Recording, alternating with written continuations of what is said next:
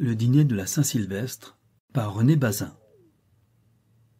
Le temps est bien loin, où Madame Giron, veuve, encore jeune par l'éclat de ses yeux, de sa voix, de ses joues roses comme des pommes, consentait, une fois par année, à laisser son faire-valoir et son logis rural qu'enveloppait un demi-hectare de légumes et de fleurs, et à venir dîner en ville, à plus de 8 lieues de là, chez son beau-frère qui était mon aïeul. Jadis, elle arrivait à cheval, accompagnée d'un gars de labour en veste noire galonnée, qui ne lui servait pas de défenseur car elle était d'humeur à n'avoir peur de rien, mais qui tenait l'emploi de sujet à grogner, portait le bagage, allait devant dans les gués, criait aux rencontres de voitures, et écartait avec le manche du fouet les ronces des anciens chemins. Depuis que les routes étaient devenues de larges levées sans herbe, sans fondrière, ma grand-tante prenait plus simplement la diligence, la veille du 31 décembre, et débarquait sur le pavé vers l'heure de midi. On avait envoyé devant d'elle la vénérable Fanchette, un peu pour lui faire honneur, mais surtout à cause de loi. De tout temps, Madame Giron avait offert le rôti du repas familial. Fanchette allait donc chercher dans le coffre de la voiture publique la pièce soigneusement recommandée, roulée dans 2 serviettes de fine toile et déjà plumée, parée, prête pour la broche. Elle la couchait au fond d'un panier que le vannier avait fabriqué d'un osier indestructible et pesant. Par-dessus, elle mettait les marrons, dont la bête serait farcie, des fruits d'automne, des gâteaux anisés, spécialité du Craonais, et un flacon d'une certaine liqueur de cassis composée d'après une recette savante où toutes les fleurs jouaient un rôle, depuis le jasmin, la rose, l'œillet incarnadin, jusqu'à la pensée sans tache. Je me souviens même que la pensée sans tache ne devait macérer que 2 heures, son arôme étant plus subtil. Et ma tante, Fanchette et le panier entraient chez mon grand-père, dans la maison qui s'élargissait autour d'une cour pavée, et qui n'avait en façade, sur la rue, qu'un étroit pavillon, coupé vers le premier étage par une vigne avec ses rames droites et ses torsades en haut relief. C'est là qu'avait lieu le dîner de la Saint-Sylvestre, et c'est là que, tout enfant, j'assistais à une scène tragique dont le mystère me hanta longtemps. Ma tante amenait le plus souvent avec elle Madame Caroline et Madame Émilie, qu'elle appelait ses nièces. Les 2 sœurs n'avaient avec elle aucune parenté, mais la vieille femme les avait recueillies orphelines dès leur petite enfance, puis élevées, puis mariées, et ses longues attentions, sa générosité, son amour maternel s'étaient exprimés et formulés dans un terme familial. C'étaient des nièces de conquête. Elles ne se ressemblaient pas. L'aînée, grave, réservée, un peu puritaine d'allure, avait épousé un médecin de campagne que nous ne voyions jamais et dont elle n'avait pas d'enfant. Cette privation de l'enfant, Madame Caroline en souffrait comme d'un deuil qu'on écarte de sa pensée, dont on se distrait par l'effort constant de la volonté. Je suis sûr que son zèle excessif pour les choses du ménage, sa préoccupation de posséder la lingerie la mieux ordonnée, la fruiterie la mieux garnie de son gros bourg, était moins un travers de son esprit que l'amusement douloureux d'un cœur mal consolé. Sa sœur ne devait connaître aucun souci pareil. Nous l'aimions pour ses yeux aux longs cils qui nous appelaient, pour son cou d'ivoire fin et ses bras tout de suite tendus vers nous, créature frêle, impressionnable, un peu exaltée, en qui les âmes d'enfants, qui ne se trompent jamais en cela, devinaient la tendresse pure, l'unique vocation d'aimer et de rendre heureux. Beaucoup plus jeune que Madame Caroline, Madame Émilie s'était mariée il y avait 18 mois avec une sorte de gentilhomme fermier du pays craonais qui avait attendu pour l'épouser d'avoir achevé la construction d'un très beau logis sur une motte verte au milieu de futaies en pente. Nous l'imaginions là, châtelaine heureuse, enviée. Elle n'avait pas paru au dîner de l'année précédente. Lors donc que la Saint-Sylvestre fut revenue, nous nous acheminâmes avec nos parents vers la petite maison aux ceps de vigne. Le pavé des rues glissait. Il tombait du grésil, en tourbillon, comme jeté à la volée par des mains qui passaient vite.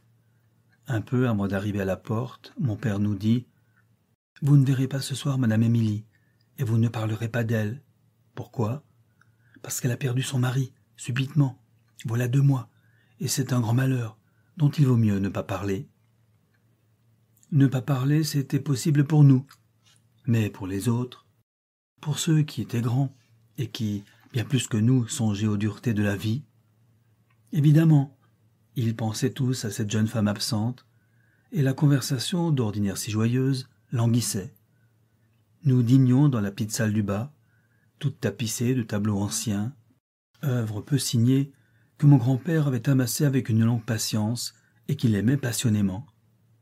Je revois les figures peintes qui nous regardaient, les rois mages vêtus de pourpre et de jaune, le grand portrait d'un banquier vénitien avec une balance, la Madeleine brisant ses bijoux, le départ d'une Amazone pour la chasse. Je revois les convives, une douzaine, parmi lesquels Madame Caroline, en noir, plus sévère encore que de coutume, et qui n'était venue, disait-elle, que pour se faire une nouvelle robe de deuil.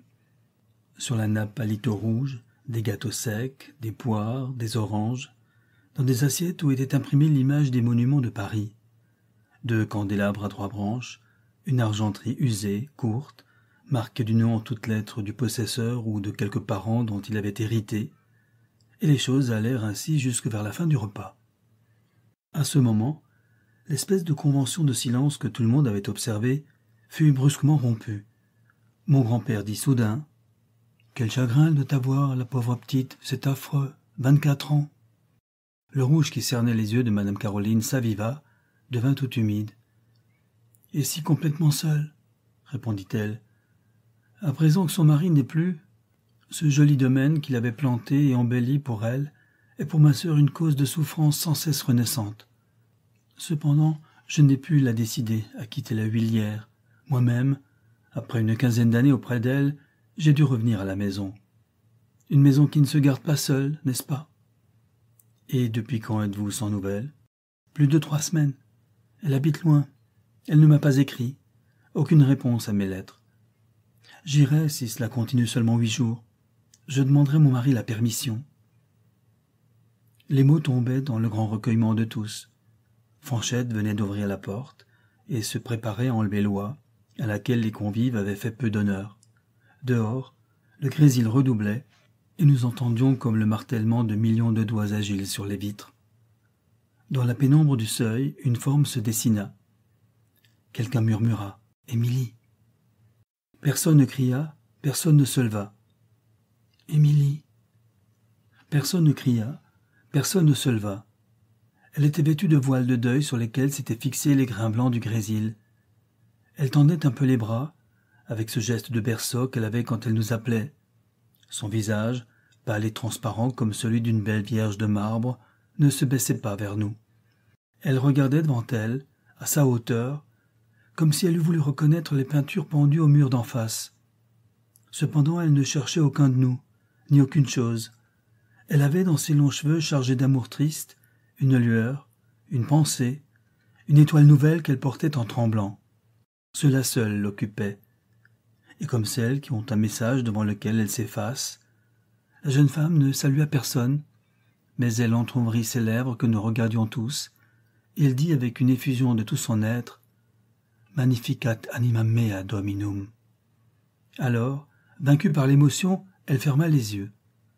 Elle s'assit dans une chaise que Fanchette avait avancée, et au bas des franges brunes de ses cils, des larmes commencèrent à tomber, tandis que les grandes personnes présentes, revenues de leur étonnement, l'entouraient et prenaient sa main et la caressaient, mais doucement, comme un objet sacré, en répétant « Pauvre chère Émilie, quelle consolation!